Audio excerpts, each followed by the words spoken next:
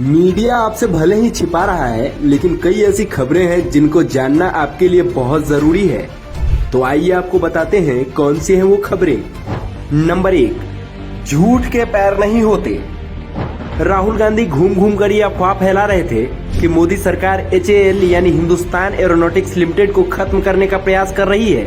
सरकार HAL को कमजोर कर रही है और सारे कॉन्ट्रैक्ट अंबानी को दिलवा रही है, जबकि सच्चाई ये है कि HAL के पास 84,000 करोड़ रुपए के ऑर्डर हैं, वहीं 50,000 करोड़ रुपए के अन्य ऑर्डर पाइपलाइन में हैं। पीएम मोदी ने HAL की एक हेलीकॉप्टर फैक्ट्री का भी उद्घाटन किया है, जो एशिया की सबसे बड़ी हेलीकॉप्टर फैक्ट्री है। लेकिन पालतू मीडिया आपको ये सच्चाई थोड़ी बताएगा, वो तो बस राहुल गांधी की बात कर TRP लाएगा।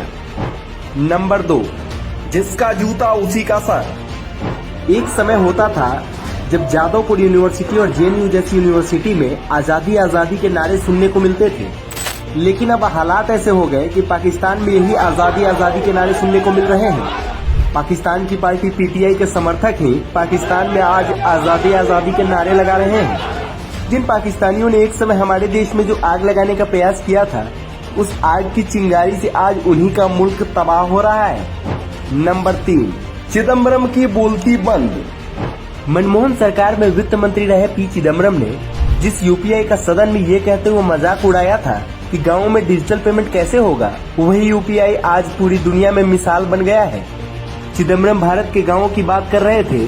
मोदी सरकार ने UPI को भारत के अंतिम गांव माना तक पहुंचा दिया है।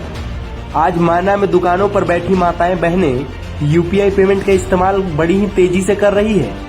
यही नहीं, जापान जैसा विकसित देश UPI सिस्टम को समझने के लिए भारत आ रहा है।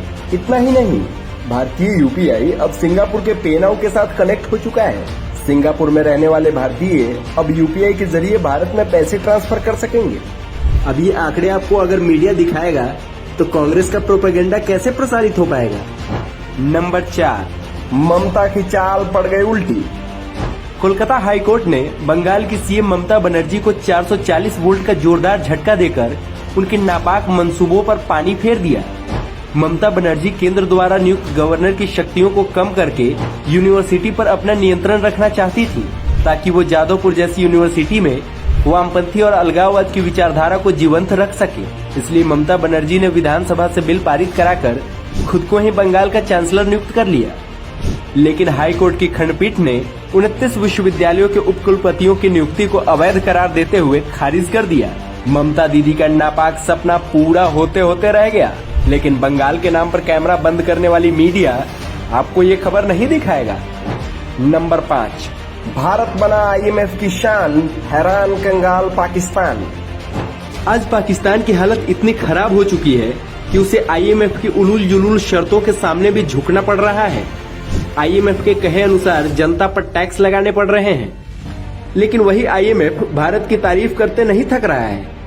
IMF की MD क्रिस्टलिना जियोर्जिया ने कहा कि जब दुनिया मंदी की आशंका से जूझ रही है, तब भारत रोशनी की किरण की तरह उभरा है।